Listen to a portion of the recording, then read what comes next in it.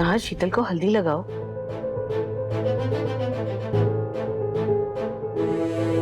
नाहर, शीतल को हल्दी लगाओ।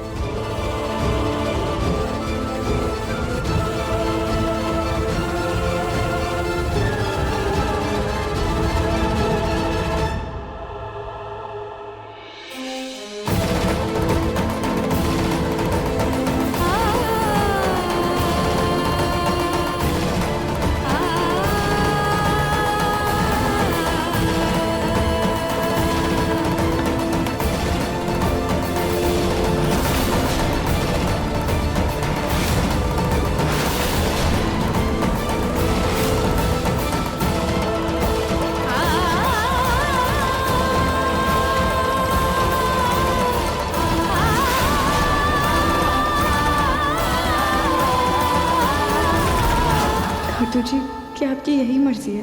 क्या इनका रिश्ता ऐसे ही खत्म हो जाएगा या फिर आज जीत इनके प्यार की होगी?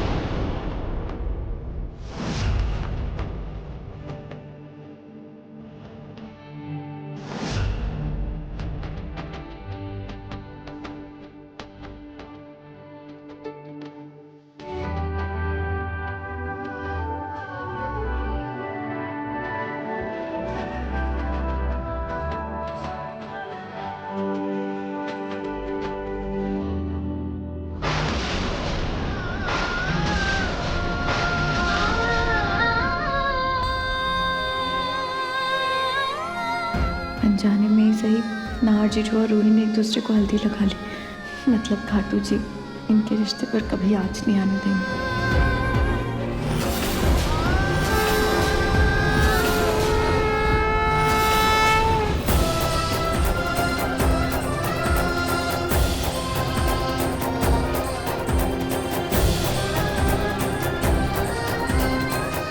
इन दोनों ने एक दूसरे को शगुन की हल्दी लगाई। मैं ये कभी बर्दाश्त नहीं कर सकती।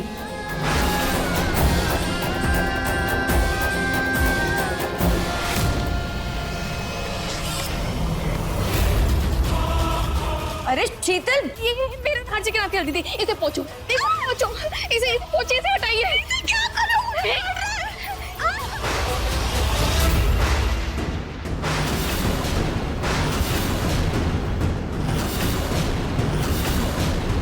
शीतल, रूही को तकलीफ हो रही है।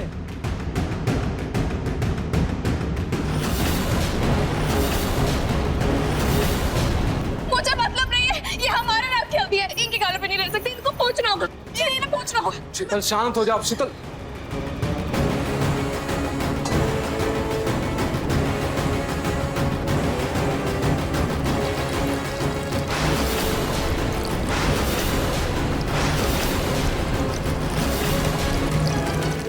ये नहीं हो सकता। ये मेरी और नाहर जी की हल्दी है ना, आपके गालों पे लगी नहीं रह सकती। ये हटनी चाहिए। शीतल,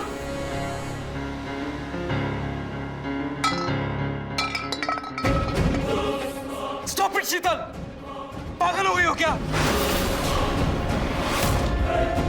आप मुझे डांट रहे, आपने नहीं देखा कि ये रूही जी की वजह से कितना बड़ा अपशगुन हुआ? आपकी भी हल्दी उसके गाल पे लग गई। शीतल तुम होश में तो हो? मैं अगर रूही को वहां से नहीं हटाता वो कांच के टुकड़े रूही के ऊपर गिर जाते। क्या करता मैं?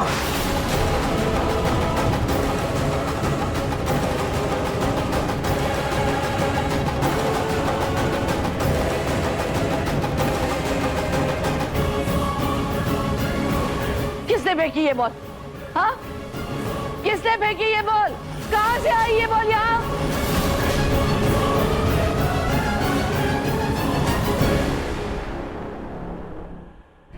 अब दादी ये शॉट तो बिट्टू ने मार दिया था।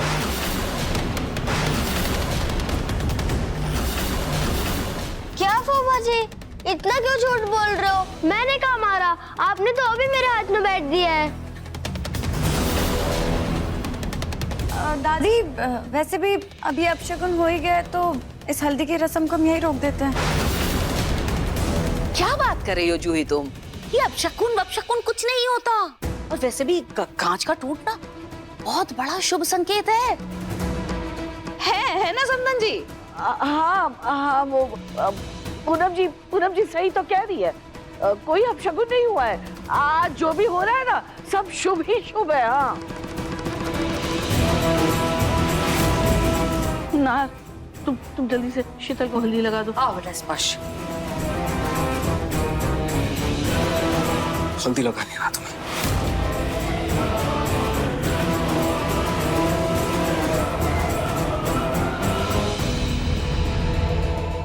नार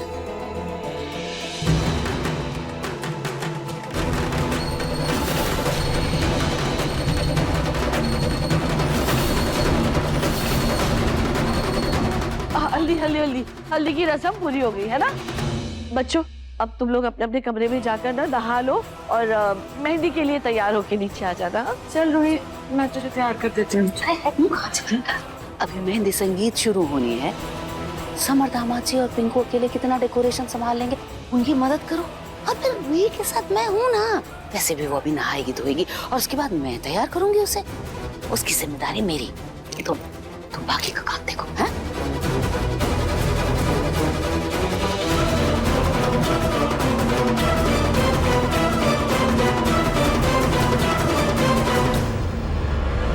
दिमाग खराब हो गया है तुम्हारा? हाँ, क्यों बाप का बतंगर बनाने जा रही थी? अरे हल्दी के रस्म में थोड़ी बहुत ऊंच नीच हो जाती है। और फिर भूलो मत कि अब तुम्हारी नहार से शादी होने वाली है, तो थोड़ा ना सब्र रखो। होने वाली सासू माँ, मेरा दिल घबरा रहा है वो इस बात से कि आज नहार जी ने अपने हाथों से रूही को हल्दी लगाई है। और अगर कल मंडप पे शादी हुई तो क्या अपने हाथों से वो रूही को सिंदूर भी लगा देंगे? इसी बात की टेंशन है मुझे, इसलिए मेरा दिल घबरा रहा है।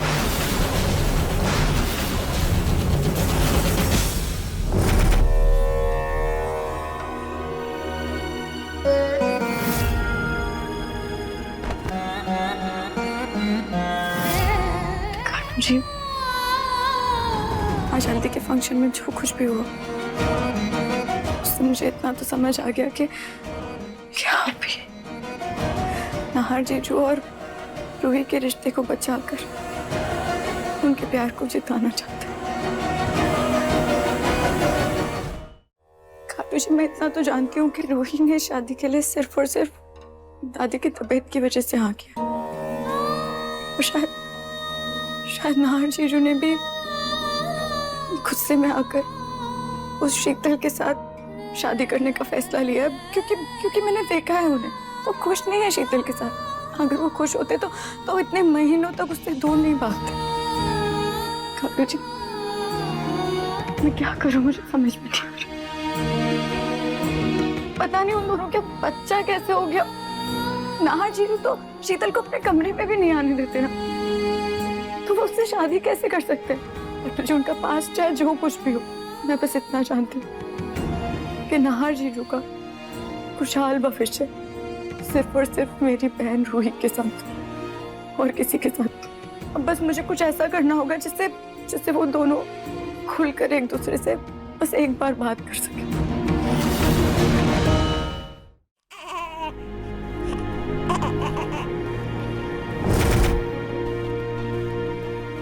मुन्नी, आप भी यही चाहते हो ना कि आपकी रूही मासी और हार मौसा जी एक हो जाए, है ना? तो ऐसा ही होगा।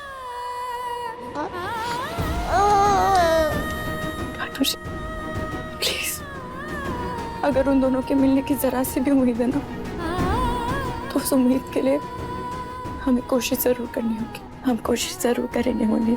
काटू जी प्लीज, प्लीज हमारा साथ दीजिएगा प्लीज।